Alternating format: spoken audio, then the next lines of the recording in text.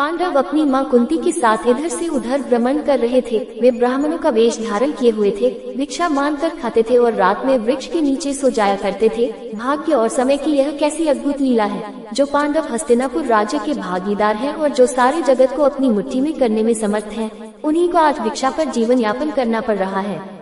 दोपहर के बाद का समय था। पांडव अपनी मां कुंती के साथ वन के मार्ग से आगे बढ़ते जा रहे थे। सहसा उन्हें वेदव्यास जी दिखाई पड़े। कुंती दौड़कर वेदव्यास जी के चरणों में गिर पड़ी। उनके चरणों को पकड़कर बिलक बिलक कर रोने लगी। उसने अपने आंसुओं से उनके चरणों को धोते हुए उन्हें अपनी पूरी कहानी सुना दी।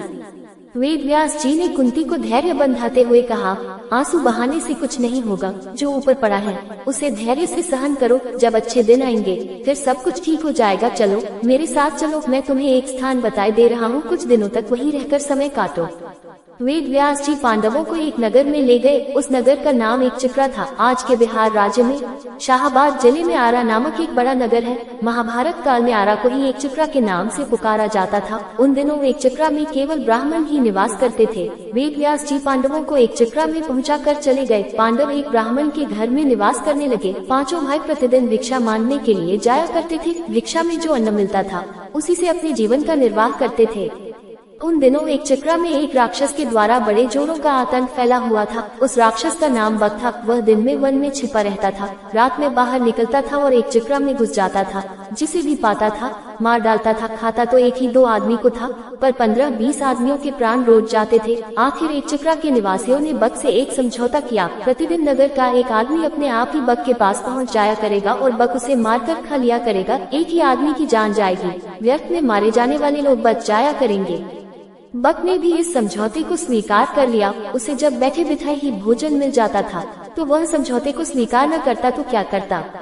उसने समझौते को स्वीकार करते हुए चेतावनी दे रखी थी कि अगर समझौते का उल्लंघन किया गया तो वह एकचक्रा को उजाड़कर मिट्टी में मिला देगा। बस उसी दिन से क्रम से एक घर का एक आदमी बक के पास जाने लगा। बक उसे खाकर अपनी क्षुधाग्नि को शांत करने लगा। संयोग की बात, एक दिन उस ब्राह्मण के घर की बारी आ गई, जिसके घर में पांडव अपनी मां के साथ निवास करते थे। दोपहर के पूर्व का समय था। कुंती अपने कमरे में बैठी हुई थी। उस दिन भीम किसी कारणवश भिक्षा मांगने नहीं गया था। वह भी कमरे के भीतर कुंती के पास ही मौजूद था।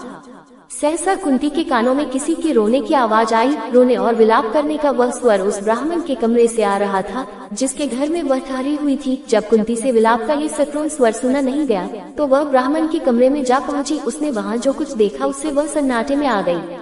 ब्राह्मण के कुटुंब में कुल 3 ही प्राणी थे, ब्राह्मण, ब्राह्मणी और उसका एक युवा पुत्र। तीनों बिलक बिलक कर रो रहे थे। हाय हाय, अब क्या होगा? अब तो सब कुछ मिट्टी में मिलकर रहेगा। कुंती ने तीनों को रोता हुआ देखकर ब्राह्मण से पूछा, विप्रवर, आप तीनों इस प्रकार क्यों रो रहे हैं? क्या मैं जान सकती हूँ कि किस दारुण कष्ट ने आप तीनों को अत्यंत दुखी बना रखा है? ब्राह्मण ने आंखों से आंसुओं की बूंदें गिराते हुए उत्तर दिया, बहन, तुम सुनकर क्या करोगी? हमारा कष्ट एक ऐसा कष्ट है जिसे कोई दूर नहीं कर सकता। कुंती ने सहानुभूति भरे स्वर में कहा, हम तो गरीब ब्राह्मण हैं, सच है हम आपके कष्ट को दूर नहीं कर सकते, किंतु फिर भी सुनने में हर्ज ही क्या है? हो सकता है हम आपके कुछ काम आ जाएं। जब कुंती ने बहुत आग्रह किया तो ब्राह्मण ने बक राक्षस की पूरी कहानी उसे सुना दी। कहानी सुनाकर उसने सिसकते हुए कहा, बहन, हम कुल 3 ही प्राणी हैं। यदि कोई एक राक्षस के पास जाता है तो वह उसे मारकर खा जाएगा, हमारा घर बर्बाद हो जाएगा। इसलिए हम सोचते हैं कि हम तीनों ही राक्षस के पास चले जाएंगे। हम इसलिए रो रहे हैं, आज हम तीनों के जीवन का अंत हो जाएगा।